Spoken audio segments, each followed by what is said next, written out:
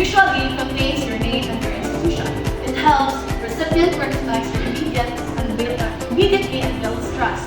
So say for example, I read that Diman at school at hello. Tip number 2. Start with a polite greeting. So say for example, good day, Mr. Santos or dear parents.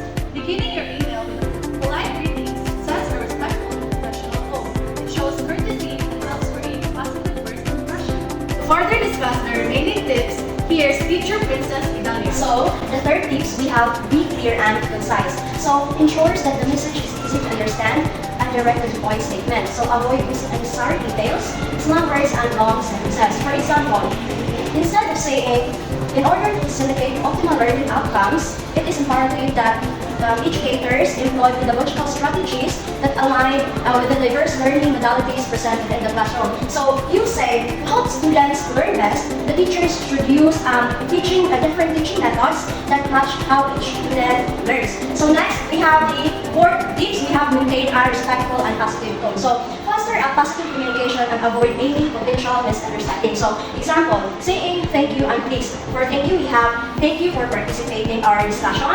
Thank you for reading this. Thank you for your time for being here. And for please, we have can you please share some of your ideas? Can you please elaborate more of your ideas? So lastly, we have end with a professional closing and signature. So provide necessary contact information and reinforce your professional identity. So for example, sincerely, Miss Ivy Marie Kundiman, BEd teacher from Tobin National High School. Or another example is we have sincerely yours, Mr. Fernando Dominguez, BEd teacher from Tobin National High School. So to further discuss our next topic, may I call on Ms. Paulette? So the second teacher communication guide is be communicating with parents. So what is communicating with parents? So this refers to the exchange of information, ideas, and feedbacks between the school staff, teachers, and administrations to the students' parents or guardians. So communicating with parents has 5 tips. First, we have the maintain professionalism and respect. It defines here that always communicate politely and with empathy, address concerns calmly and objectively, focusing on finding solutions rather than assigning blame. So maintain professionalism and respect. As a teacher, we should always maintain professionalism when interacting with parents to build their trust. So the second tip is use clear and simple language. So this ensures that information is understandable, avoid using technical or educational jargon that may confuse parents. So we should eliminate those educational jargons that are not familiar to the parents.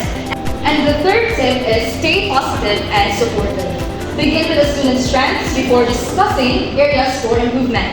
Maintain a constructive tone that encourages collaboration.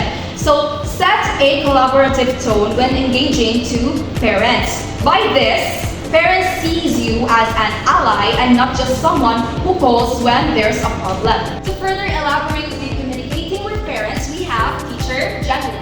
Continue, the fourth tip is choose appropriate communication channels. This tip emphasizes using the right medium for the right message to ensure clarity, efficiency, and respect for the importance of the topic.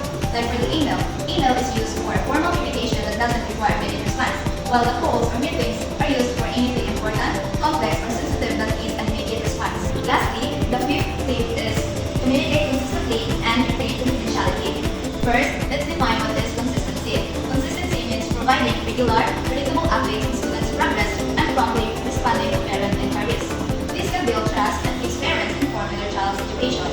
Meanwhile, the confidentiality requires handling all student information with the utmost care and never sharing it with unauthorized individuals, especially other parents. Proceed to the next guide. I will give you to teacher Jessica. So the third teacher communication guide is handling professional meetings. So how can we handle professional meetings? So there are 5 tips in handling professional meetings. So first, we have here objectives. So what is objectives? So by its definition, objectives, meetings must have a clear, pre-stipulated agenda and a defined objective. So think of a meeting like a journey. You would never start driving without knowing your destination, right? So objective is every meeting must have a clear purpose and a pre-stipulated agenda. So what is pre-stipulated agenda? So when you say pre-stipulated agenda, it is the list of agendas that's shared ahead of time or before the meeting. So it ensures that all the participants or attendees know what will be discussed and also allows them to prepare accordingly.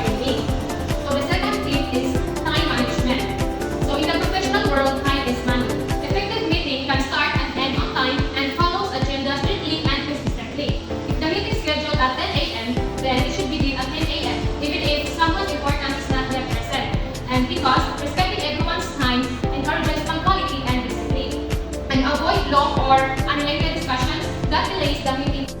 So the third one is participation. So participation. All attendees or participants should be encouraged to stay focused and share their ideas, share their suggestions that directly relate to the topic. Interaction and participation between the speaker and the attendees or participants should stay on the topic and keep the discussion more meaningful and effective. To further discuss the remaining tips, we have Teacher Irene. So that there's a clear and reliable recording, so it helps avoid misunderstanding.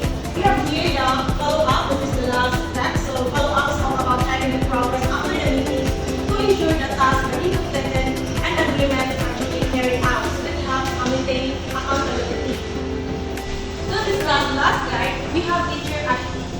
And now, let's talk about one of the most important professional skills we use every day, with digital communication.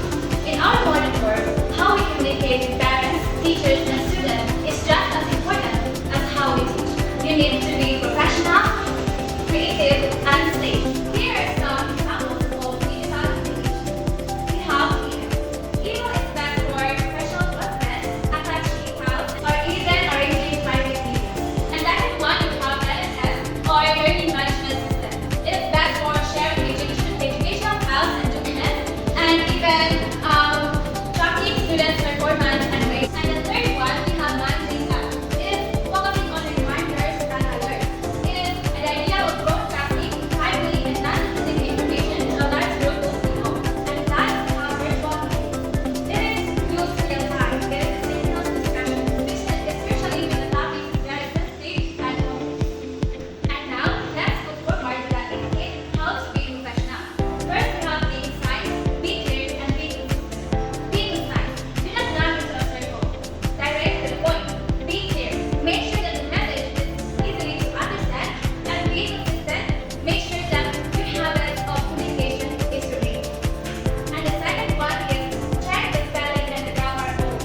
Before reading the sentence, make sure that you run a spell checker so that you can catch the awkward grammar or the wrong spelling. And then we have maintain a respectful tone. Remember always that your tone is everything. You need to use polite and respectful tone. And we have the right with the subject line. Make sure that the recipient easily understands your email purpose and priority. For the discuss the safety and boundaries used responsibly, we have Teacher Marielle. So now let's proceed to safety and boundaries used responsibly. So the first is never share private data. This means that do not share your personal information like names, address, phone numbers, emails, or passwords. This will help you keep yourself safe online.